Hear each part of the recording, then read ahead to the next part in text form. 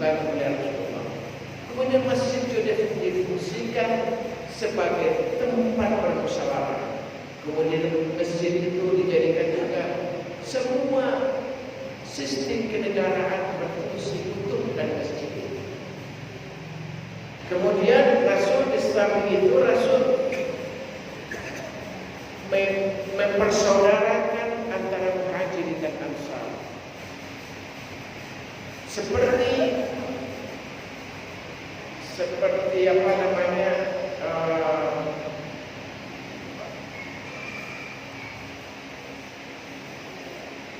siapa namanya sudah lupa.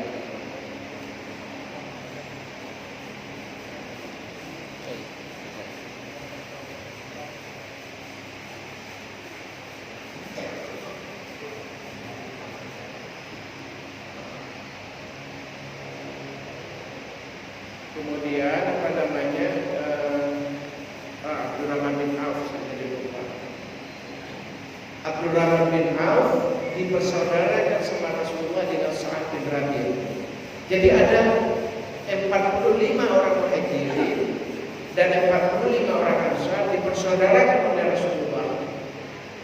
Di antaranya adalah Abdurrahman bin Auf. Abdurrahman bin Auf ini adalah pengusaha kaya konglomerat di Mekah. Tapi begitu dia hijrah di Madinah ini, seluruh hartanya dia tinggalkan, keluarganya dia tinggalkan, usahanya dia tinggalkan. Jadi dia di Madinah ini hanya bermodalkan cuma kemampuan dia, ilmu pengetahuan dia, orang yang sangat mahir dalam berbisnis. Rasulullah di samping 45 itu termasuk Abdurrahman bin Auf dipersaudarakan dengan Sa'ad bin Rabi'. Ketika dipersaudarakan, Sa'ad bin Rabi' mengatakan kepada Abdurrahman bin Auf, saya adalah orang yang paling kaya di Madinah ini, kata Sa'ad bin Rabi'. Ambillah separuh daripada harta saya untuk modal kami. Kemudian yang kedua, Sa'ad bin Rabi' juga mengatakan, saya mempunyai 2 orang istri. Pilihlah wanita salah satu di antara duanya. Nanti dia akan saya ceraikan. Setelah idahnya habis, silakan kamu kawini, silakan kamu nikahi dia. Begitu Sa'ad bin Rabi' merasa persaudaraan setelah Rasulullah mempersaudarakan antara Muhajirin dan Ansar. Kalau tawaran ini ditawarkan kepada kita, tentu mungkin kita cepat-cepat kita akan menangkapnya. Harta dan istri yang cantik segala macam yang ditawarkan oleh Sa'ad bin Rabi'. Tetapi apa yang jawab daripada Abdurrahman bin Auf? Abdurrahman bin Auf mengatakan, terima kasih, semoga engkau diberkahi oleh Allah dan keluargamu dan harta-hartamu. Saya beneran, Abdurrahman bin Auf mengatakan, tunjukkan kepada saya jalan di pasar, tunjukkan saja saya jalan di pasar. Nah, itu yang diminta sama Abdurrahman bin Auf. Jadi tawaran yang macam-macam dia tolak, dia terima kasihkan, dia doakan bahkan, dan dia cukup hanya diberitahu di mana letaknya pasar, dan ternyata akhirnya dia menjadi berusaha di pasar itu. Kemudian tidak lama kemudian karena kemahiran dia dalam mengelola ekonomi, ternyata dia juga menjadi konglomerat juga di Madinah itu. Nah, ini berkat apa? Berkat persaudaraan yang diperintahkan oleh Rasulullah antara Muhajirin dan Ansar. Terjadilah saling tolong-menolong, terjadilah ta'awun, terjadilah bagaimana bahkan di awalnya persaudaraan Muhajirin dan Ansar itu pun bisa saling mewarisi. Tetapi setelah itu ayat waris berikutnya oleh Allah, maka itu juga dihentikan. Tapi begitulah luar biasanya persaudaraan antara Muhajirin dan Ansar itu. Sehingga orang-orang Muhajirin yang hijrah ke Madinah itu, dia tidak mempunyai harta, tidak mempunyai rumah, tidak mempunyai keluarga, tetapi begitu dia di Madinah ini kan dipersaudarakan dengan 45 orang Ansar ini, maka begitu dia sampai dia menjadi bisa menumpang dengan saudaranya, dia didukung oleh saudaranya di Ansar ini, dan juga ekonominya juga sangat bantu. Sementara kita tahu orang-orang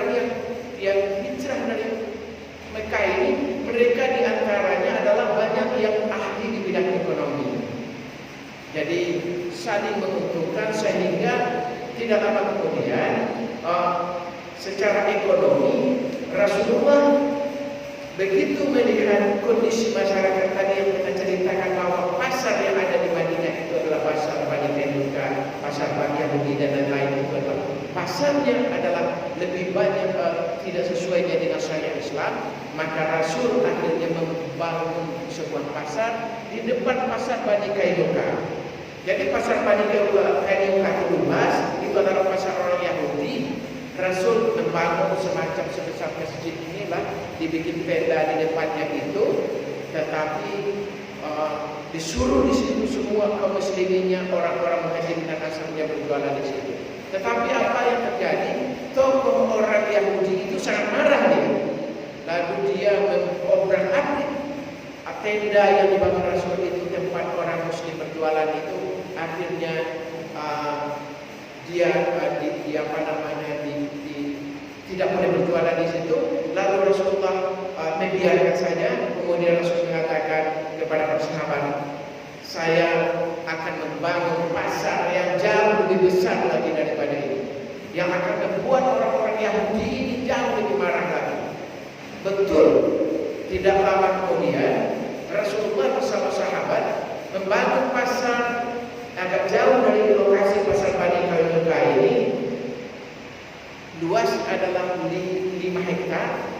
Di sana itu diperlakukan sama Rasulullah, siapa yang datang duluan silakan dulu memilih lapaknya di mana saja. Diperlakukan seperti masjid lapak itu, pasar itu. Kemudian maka berdaganglah kaum muslimin di pasar Rasulullah itu. Sementara orang-orang muslim, apa baik muhajirin dan ansar yang berjualan di pasar Bani Qainuqa, semuanya pindah ke sini. Pembelinya pun pindah ke pasar Rasul ini yang dibangun luasnya 5 hektar ini, maksud saya. Jadi begitu pasar ini dimulai, terjadilah transaksi di situ. Orang muslim belanja ke situ. Tetapi sebelum pasar ini dibangun, Rasulullah telah memerintahkan kepada muhajirin dan ansar dengan mengeluarkan sebuah hadis ketika itu, siapa yang menghidupkan tanahnya mati, maka tanah itu akan menjadi miliknya. Nah, ini yang dikatakan sama Rasul. Akhirnya apa? Kepada lahan-lahan yang kosong di sekitar Madinah itu, maka segeralah ditanami oleh muhajirin dan ansar. Bertani dia, memproduksi yang tadinya pertanian didominasi orang-orang Yahudi di Khaybar. Kemudian kaum muslimin ini, muhajirin dan ansar ini juga menanam dia semua kebutuhan pokok kaum muslimin di sana ini. Akhirnya tidak lama kemudian maka tumbuhlah kawasan pertanian di Khaybar itu seperti kawasan pertanian Wadi Al-Arqi, Wadi Matan, Wadi Mahzus, Wadi Qadan, Wadi Ranuna, Wadi Qura, Wadi Waj, Wadi lain. Jadi itulah kawasan-kawasan pertanian yang tumbuh, yang menjadi pengganti daripada yang tadinya itu pertanian adalah orang Yahudi. Begitu umat Islam juga boleh bertani, pertanian ini tidak lama, 5 bulan, 6 bulan, 7 bulan, 8 bulan, di bawah 1 tahun dia telah menghasilkan. Hasil daripada pertanian ini maka dijuallah di pasar Rasul yang luas 5 hektar tadi. Nah, begitu hasil pertanian sudah mulai, kemudian perdagangan di pasar Rasul telah dimulai, maka tidak lama di Madinah itu kita menyaksikan ekonomi umat yang tadinya dari hulu ke hilir dikuasai oleh orang Yahudi, maka perlahan-lahan dominasi itu dikalahkan oleh Rasulullah bersama sahabat muhajirin dan ansar. Nah, itu yang terjadi Bapak dan Ibu. Coba kalau hari ini kita menyaksikan di seluruh dunia, tidak hanya di negara kita, bahwa ekonomi ini senantiasa memang kita dikalahkan oleh orang-orang lain, termasuk juga orang Yahudi. Yahudi ini di seluruh dunia jumlahnya cuma 7 juta tidak lebih, sekitar 6 juta orang. Tetapi ekonomi dia menguasai. Bahkan di negara kita juga ekonomi Yahudi juga menguasai. Rasulullah mencontohkan kepada kita bagaimana Madinah yang didominasi oleh Yahudi, begitu Rasul hijrah, begitu Rasul menata pemerintahan dari Masjid Nabawi itu, Rasul tidak lama, tidak butuh bertahun-tahun, hanya hitungan bulan Rasul bisa mengalahkan dominasi daripada Yahudi itu. Jadi yang pertama Rasul lakukan adalah Rasul memantapkan keimanan daripada umat Islam yang ada di sini. Karena apa? Kalau keimanannya itu telah dimantapkan, dia akan bisa melakukan perintah-perintah Al-Quran dan Sunnah. Dia akan mampu tunduk dan patuh dengan perintah Allah. Jadi ketika Allah memerintahkan bahwa riba itu haram, maka dia langsung sami'na wa ata'na. Dia langsung tinggalkan riba itu. Nah, ketika itu Rasul melihat ada riba dalam proses perbisnisan ya di sana itu, di pasar Rasul itu dihilangkan riba semuanya. Karena Al-Quran memerintahkan jangan riba itu jangan kita mendekati saja, kita larang, apalagi kita melaksanakan transaksi di riba. Sistem muamalah secara Islam diberlakukan di pasar Rasul itu. Karena tanpa riba, kemudian tanpa garar, tanpa tipu menipu, tanpa timbangan dengan kejujuran, dengan tidak melakukan kecurangan, maka ekonomi umat itu dengan mudah dia bangkit. Inilah yang pantas kita tiru. Yang pertama Rasul adalah memantapkan keimanan. Yang kedua Rasul adalah memberikan motivasi kepada umat di sana itu, Muhajirin dan Ansar, untuk berlaku memproduksi yang tadinya orang-orang Yahudi yang memproduksi baik pertaniannya dan kebutuhan pokok lainnya, akhirnya Muhajirin dan Ansar diperintahkan Rasul untuk berproduksi. Umat di sana itu langsung dia mematuhinya. Yang kedua adalah berproduksi. Yang ketiga adalah meningkatkan etos kerja. Etos kerja umat itu ditingkatkan sehingga dia berproduksi, etos kerjanya tinggi, lalu dia harganya, hasil produksinya itu bisa bersaing dengan harga-harga yang diproduksi oleh orang Yahudi. Terus yang keempat adalah dilakukan semacam ta'awun kerjasama antara Muhajirin dan Ansar, saling menolong, saling ada kalau menolong, saling ada keberpihakan. Ketika ada kaum muslimin kita yang memproduksi, ada yang membelinya. Muhajir memproduksi, dibeli sama mereka. Ansar memproduksi, mereka saling beli. Maka ini juga harus menjadi contoh bagi kita. Pertama kita mantapkan. Yang kedua, produksi harus kita dorong umat kita berproduksi. Siapapun, dari pertanian, dari kebutuhan pokok, kebutuhan apapun, kita harus mencontoh Rasul yang membangun ekonomi umat ini. Meningkatkan juga etos kerja. Umat kita harus meningkatkan etos kerja. Dan yang keempat adalah bagaimana ta'awun tadi kerjasama ini. Ada keberpihakannya. Ketika ada misalkan saudara jamaah kita yang memproduksi odol misalkan, jangan biarkan odolnya tidak ada beli. Kita semua konsumsinya harus menggunakannya di toilet-toilet kita. Ketika ada umat kita membuat sabun misalkan, kita harus komitmen untuk menggunakannya. Ketika ada umat kita membuat roti misalkan, kita harus berkomitmen untuk menggunakannya. Mungkin ada di antara bapak dan ibu ada mengatakan, wah ini kualitas produksi umat kita kurang bagus. Tidak apa-apa dulu, beli dulu, gunakan dulu, nanti dia akan tingkatkan.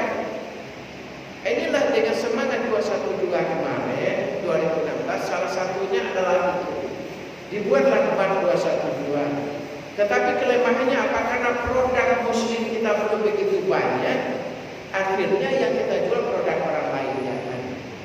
Tapi dari segi totalnya sudah bagus. Nah, ini harus ada komitmen dari kita semua umat Islam. Kita harus berpihak kepada tokoh tetangga kita. Kita harus menggunakan dari tokoh-tokoh saudara muslim kita. Kita harus menggunakan berbelanja ke toko mat-mat 212 kita, mat OC-OC kita, mat-mat muslim kita, saudara mat, dan banyak mat-mat yang sudah berdiri terutama di Jakarta ini.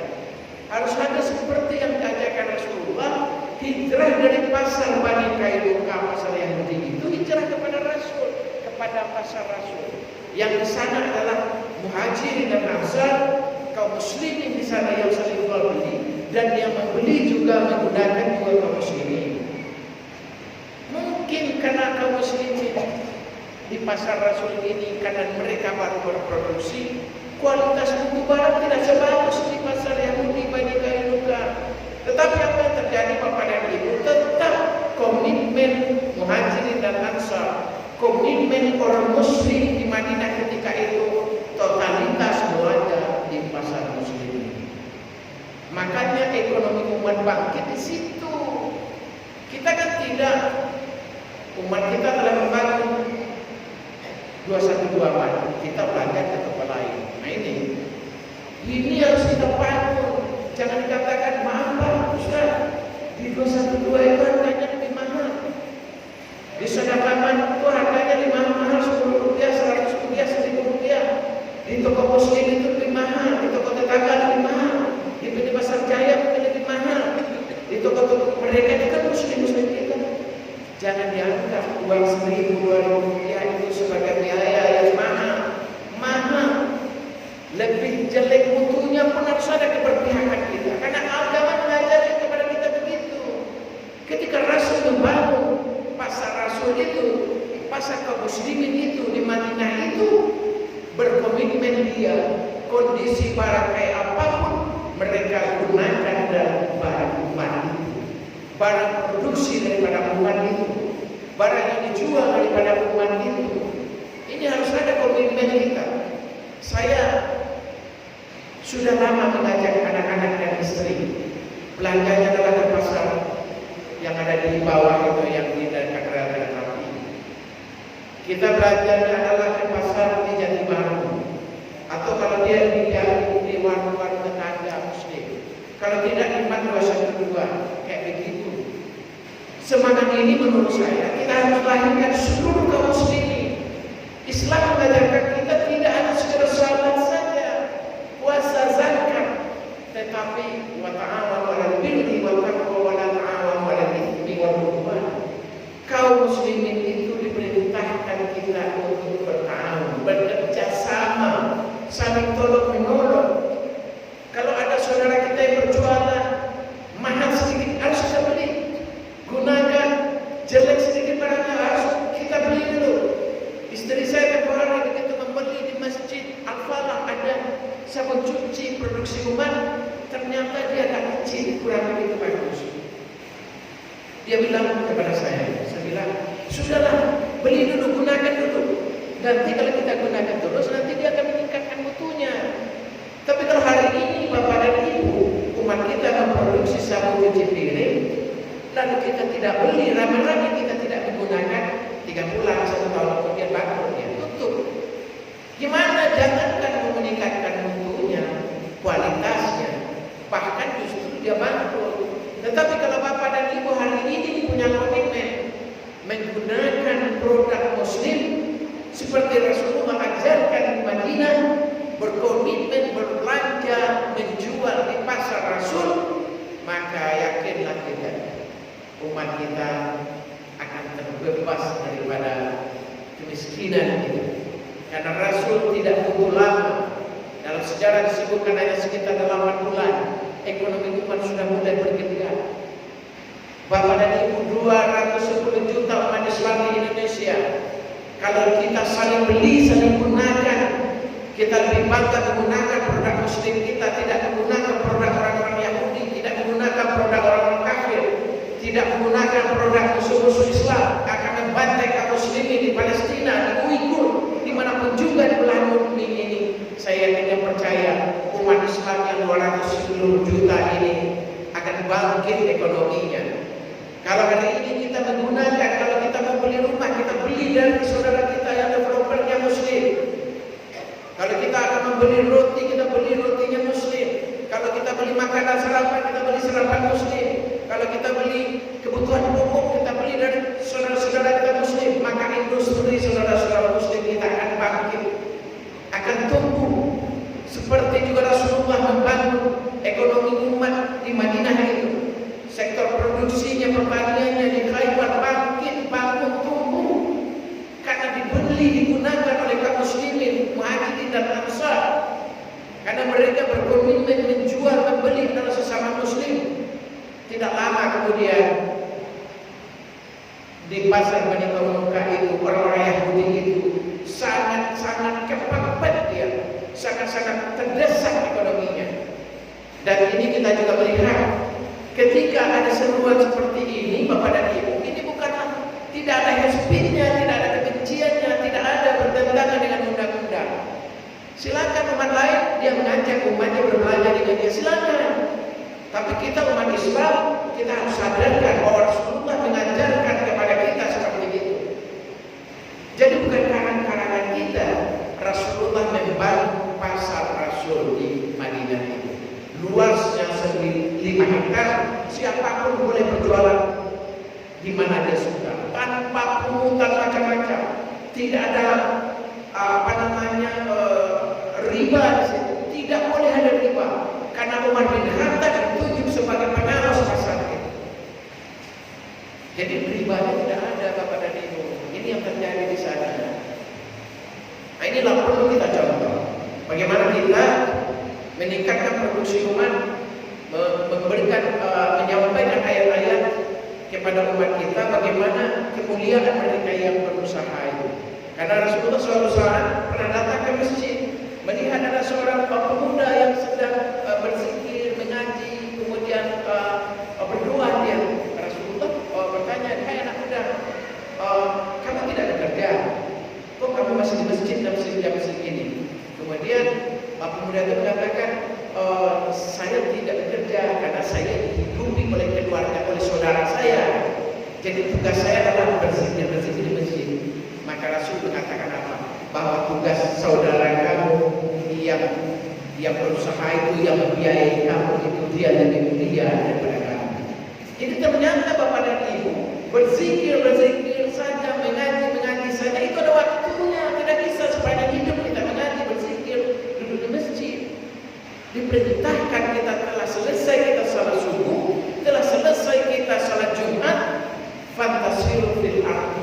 Kita bertebaran di muka bumi, kita mengolah bumi Allah ini sehingga kita bisa menghasilkan produksi. Kita bisa menghasilkan ekonomi yang bermanfaat bagi umat kita. Makanya setiap azan itu kan ada ya, hayya 'alas shalah, panggilan salat. Hayya 'alal falah itu adalah panggilan kemenangan. Marilah rebut kemenangan. Kemenangan itu di mana adanya? Di luar masjid. Ini guru kita yang Ridwan selalu menyampaikan ini. Hayya 'alas shalah, hayya 'alal falah. Rebutlah kemenangan. Kemenangan umat Islam berapa kali sehari dipanggil? 17 kali ya. 2 kali, 15 kali di salat juga disebutkan. Paling tidak ada 15 kali dipanggilkan, dikumandangkan di masjid-masjid tentang rebutlah kemenangan ini. Kemenangan itu ya di sektor ekonomi umat Islam harus menguasai, di politik umat Islam harus menguasai, dimanapun umat Islam harus menguasai. Itu artinya kemenangan. Umat Islam itu harus berjaya di bidang ekonomi, berjaya di bidang politik, berjaya di bidang sosial. Jadi tidak boleh umat Islam yang memerdekakan negeri ini lalu umat Islam menjadi penonton, terjadi di pinggir-pinggir kehidupan. Umat Islam menjadi kelas negara, warga negara kelas 2. Jadi ini dulu harus kita berkomitmen dulu. Yang pertama yang seperti yang saya sampaikan tadi, kita berkomitmen meningkatkan etos kerja, produksi. Ketika ada, mungkin kita tidak bisa berproduksi karena kita terbatas misalkan, karena kita pegawai negeri atau apa misalkan. Sudah kita membeli saudara-saudara kita yang berproduksi. Harus ada komitmen semacam ini. Ini yang diajarkan oleh Rasulullah kepada kita. Kemudian terakhir kesimpulan daripada pengajian kita ini, yang pertama,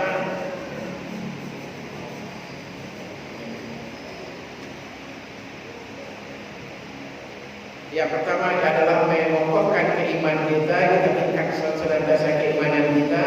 Yang kedua, kita tingkatkan persaudaraan kita. Kita harus ada komitmen tolong menolong sesama muslim kita. Dan yang ketiga adalah meningkatkan etos kerja dan meningkatkan produksi. Kemudian kita membangun potensi pasar umat. Jadi Jadi potensi ada saudara-saudara kita yang mampu untuk berproduksi, kita dukung. Lalu dengan cara apa? Dengan berbelanja di sana. Dan yang terakhir adalah kita jauhi riba. Sistem riba itu sangat dibenci oleh Allah, diharamkan oleh Allah. Dan dosanya adalah seperti anak menzinai ibu kandungnya sendiri. Begitu buruknya, begitu jeleknya, begitu dahsyatnya keburukan daripada riba ini. Nah, dan inilah bagaimana kita menyaksikan masih banyak di pasar-pasar kita riba ini. Karena dengan sistem riba tidak akan membuat mereka itu menjadi bangkit ekonominya, kaya ekonominya. Dia akan mampu, tetapi akan membuat dia tambah terpuruk. Dan itu sudah menjadi jaminan daripada Allah. Dan Allah menghalalkan jual beli dan mengharamkan riba. Allah banyak orang ramah. Allah menghalalkan jual beli dan mengharamkan riba. Berjual beli silakan, tetapi ketika ada riba, ada bunga, itu memang umat Islam harus menjauhinya. Dan itu juga berbisnis harus dengan penuh kejujuran. Wailul lil mutaffifin. Kecelakaanlah kepada mereka yang berlaku curang dalam berbisnis, curang dalam politik, curang dalam seluruh aspek kehidupan, dalam bekerja. Itu dilarang oleh agama kita. Dan itu adalah kecelakaan bagi mereka yang melakukan curang. Ketika negara curang, mereka akan juga mengalami kecelakaan itu, mengalami keburukan itu. Begitu ketika pribadi kita umat yang melakukan kecurangan, maka kita juga akan mengalami keburukan itu. Karena itu telah dijamin oleh Al-Quran, kecelakaanlah kepada mereka yang curang. Oleh sebab itulah dari mimbar ini kami mengingatkan, ketika bisnis yang kita lakukan, bekerja yang kita lakukan, kita harus lakukan secara amanah dan secara jujur. Kita menghindari, menjauhkan daripada sikap yang berlaku kecurangan ini. Saya rasa waktu suruh kita sudah masuk belum ya? Mungkin sudah masuk sedikit lagi ya. Jam berapa sekarang? 5:30 ya waktunya. Sudah masuk belum ya? Jam berapa? Enggak, ininya surupnya. 6:34. Oh, masih ada dikit lagi ya? Oke. Ya, kita tambah berarti sedikit lagi 10 menit lagi ya. Jadi Bapak dan Ibu, ini memang saya akan menyampaikan cerita sedikit ya.